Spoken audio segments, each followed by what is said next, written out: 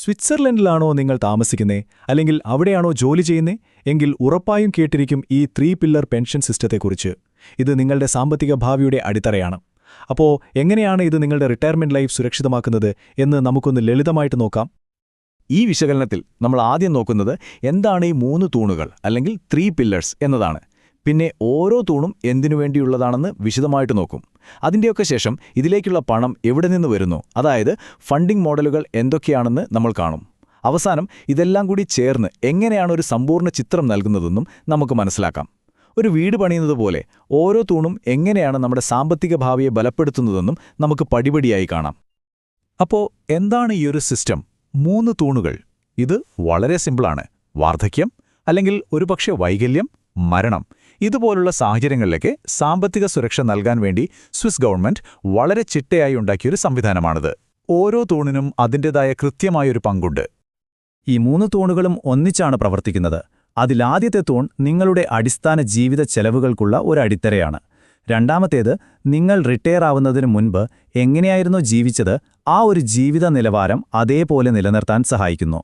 ഇനി മൂന്നാമത്തേത്, അത് നിങ്ങളുടെ പേഴ്സണൽ ലക്ഷ്യങ്ങൾക്കും അധിക ആവശ്യങ്ങൾക്കുമായിട്ടുള്ള ഒരു സേഫ്റ്റി നെറ്റാണ്. ശരി, അപ്പോൾ നമുക്ക് ആ അടിത്തറയിൽ നിന്ന് തന്നെ തുടങ്ങാം അല്ലേ? ഇതാണ് പില്ലർ 1. സ്വിറ്റ്സർലൻഡിൽ താമസിക്കുകയും ജോലി ചെയ്യുകയും ചെയ്യുന്ന എല്ലാവർക്കും ഇത് നിർബന്ധമാണ്. ഒന്നാമത്തെ തൂൺ ഒരു സർക്കാർ പദ്ധതിയാണ്. ഇതിലൂടെയാണ് നിങ്ങൾക്ക് പ്രായമാകുമ്പോൾ പെൻഷൻ, അതായത് AHV കിട്ടുന്നത്. ഇനി എന്തെങ്കിലും വൈകല്യം സംഭവിച്ചാൽ അതിനുള്ള ഇൻഷുറൻസ്, IV, അതുപോലെ വരുമാനം കുറവാണെങ്കിൽ അധികമായിട്ട് സാമ്പത്തിക സഹായം, അതായത് എർഗേൻസുങ്സ്ലെയ്സ്റ്റുങ്ങൻ എന്നിവയൊക്കെ ലഭിക്കുന്നത് ഇതിൽ നിന്നാണ്.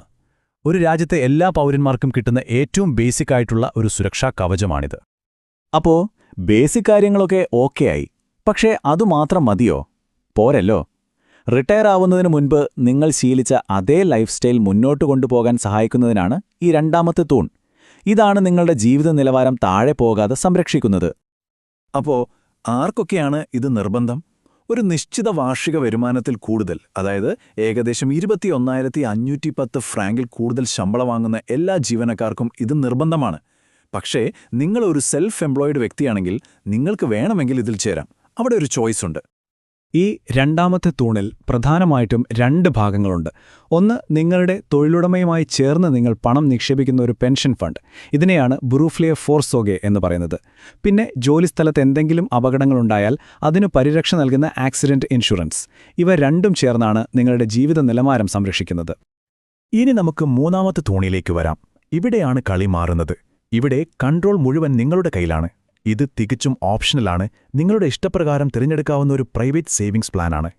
ഒരു വീട് വാങ്ങാനോ മക്കളുടെ പഠിത്തത്തിനോ അല്ലെങ്കിൽ നേരത്തെ റിട്ടയർ ചെയ്യാനൊക്കെ ആഗ്രഹമുണ്ടെങ്കിൽ ഈ തൂൺ നിങ്ങളെ ഒരുപാട് സഹായിക്കും. ഇവിടെ ഒരു ചെറിയ ട്വിസ്റ്റ് ഉണ്ട്. പില്ലർ 3ൽ തന്നെ 2 ഓപ്ഷനുകളുണ്ട്, 3A എന്നും 3B എന്നും. 3Aയിൽ നിക്ഷേപിക്കുന്ന പണം ഒരു നിശ്ചിത കാലത്തേക്ക് ലോക്ക്ഡായിരിക്കും, പക്ഷേ നിങ്ങൾക്ക് നല്ല ടാക്സ് ബെനിഫിറ്റ് കിട്ടും. എന്നാൽ 3B കൂടുതൽ ഫ്ലെക്സിബിളാണ്. നിങ്ങൾക്ക് എപ്പോൾ വേണമെങ്കിലും പണം പിൻവലിക്കാം, പക്ഷേ അതിന് ടാക്സ് ബെനിഫിറ്റ് കിട്ടില്ല. ഓക്കെ, ഇപ്പോൾ നമുക്ക് തൂണുകളൊക്കെ മനസ്സിലായി. പക്ഷേ ഒരു ചോദ്യമുണ്ട്.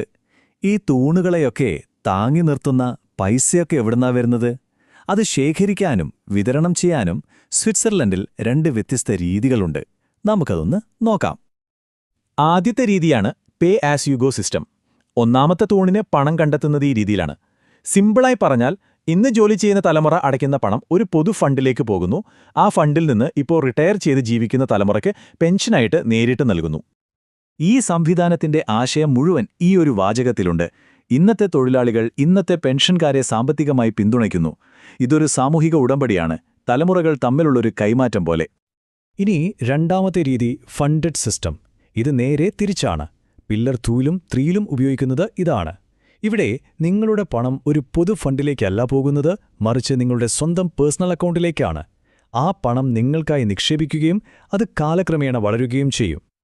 അപ്പോൾ ഈ 2 രീതികളും തമ്മിലുള്ള വ്യത്യാസം കണ്ടോ? പേ ആസ് യു ഗോ ഒരു പൊതു സംഭാവന പോലെയാണ്. എല്ലാവരും ഒരുമിച്ച് പണം നൽകുന്നു, അതിൽ നിന്ന് ആവശ്യമുള്ളവർക്ക് വിതരണം ചെയ്യുന്നു. എന്നാൽ ഫണ്ടഡ് സംവിധാനം നിങ്ങളുടെ സ്വന്തം ബാങ്ക് അക്കൗണ്ട് പോലെയാണ്. നിങ്ങൾ നടുന്ന ചെടി നിങ്ങൾക്കായി മാത്രം വളരുന്നതുപോലെ നിങ്ങളുടെ പണം നിങ്ങൾക്കായി മാത്രം വളരുന്നു. ശരി, അപ്പോൾ നമ്മൾ തൂണുകൾ കണ്ടു, പണം വരുന്ന വഴിയും കണ്ടു. ഇനി ഇതെല്ലാം കൂടി ചേർത്തുവെച്ച് സ്വിസ് പെൻഷൻ സിസ്റ്റത്തിന്റെ ആ വലിയ ചിത്രമൊന്ന് കണ്ടാലോ? ഈ പട്ടിക നോക്കൂ, ഒറ്റനോട്ടത്തിലെല്ലാം ക്ലിയറാണ്. പില്ലർ 1 നിലനിൽപ്പിന്, പില്ലർ 2 ജീവിത നിലവാരത്തിന്, പില്ലർ 3 അധിക ആവശ്യങ്ങൾക്ക്. ഇനി ബാധ്യതയുടെ കാര്യം നോക്കിയാൽ ആദ്യത്തെ 2 ഒരു പരിധിവരെ നിർബന്ധമാണ്, പക്ഷെ മൂന്നാമത്തേത് പൂർണ്ണമായും നിങ്ങളുടെ ഇഷ്ടമാണ്. ഫണ്ടിങ്ങിന്റെ കാര്യത്തിലോ 1 തൂൺ പേ ആസ് യു ഗോ രീതിയിലും 2ഉം 3ഉം നിങ്ങളുടെ പേഴ്സണൽ ഇൻവെസ്റ്റ്മെന്റിനെ അടിസ്ഥാനമാക്കിയുള്ള ഫണ്ടഡ് രീതിയിലുമാണ് പ്രവർത്തിക്കുന്നത്. അപ്പോൾ ഇത്രയും സങ്കീർണമായ ഒരു സിസ്റ്റം, ഇതിൻ്റെയൊക്കെ ഏറ്റവും ലളിതമായ ലക്ഷ്യം എന്താണെന്നറിയോ? ജോലി ചെയ്യുന്ന കാലത്ത് നിങ്ങൾക്ക് കിട്ടിയിരുന്ന വരുമാനം റിട്ടയർമെന്റിന് ശേഷവും ഒരു പരിധിവരെ ഉറപ്പാക്കുക, അത്രയുള്ളൂ. ഈ ചാർട്ട് നോക്കിയാൽ സംഭവം ക്ലിയർ ആകും. കണ്ടോ, 1ാമത്തെ തൂണ് മാത്രം വെച്ച് നിങ്ങളുടെ പഴയ ശമ്പളത്തിന്റെ ഏകദേശം 40 മുതൽ 60% വരെ കിട്ടും. അതിലേക്ക് 2ാമത്തതും കൂടി ചേരുമ്പോഴോ അത് 80% വരെ ആകാം. ഇനി നിങ്ങൾ 3ാമത്തെ പില്ലറിലും കൂടി നിക്ഷേപിച്ചിട്ടുണ്ടെങ്കിൽ നിങ്ങളുടെ റിട്ടയർമെന്റ് വരുമാനം ജോലി ചെയ്യുന്ന കാലത്തെ വരുമാനത്തിന്റെ 80%-ൽ കൂടുതലാകാൻ സാധ്യതയുണ്ട്. അപ്പോൾ കാര്യങ്ങളൊക്കെ നമ്മളിപ്പം മനസ്സിലാക്കി. ഇനി നിങ്ങൾ സ്വയം ചോദിക്കേണ്ട ഒരു പ്രധാനപ്പെട്ട ചോദ്യമുണ്ട്. നിങ്ങളുടെ സാമ്പത്തിക ഭാവിയുടെ ഈ 3 തൂണുകളും നിങ്ങൾ ഭദ്രമായി പണിതുയർത്തിയിട്ടുണ്ടോ? നിങ്ങളുടെ റിട്ടയർമെന്റ് ലൈഫ് സുരക്ഷിതമാക്കാൻ ഇന്ന് നിങ്ങൾ എന്ത് സ്റ്റെപ്പാണ് എടുക്കാൻ പോകുന്നത്?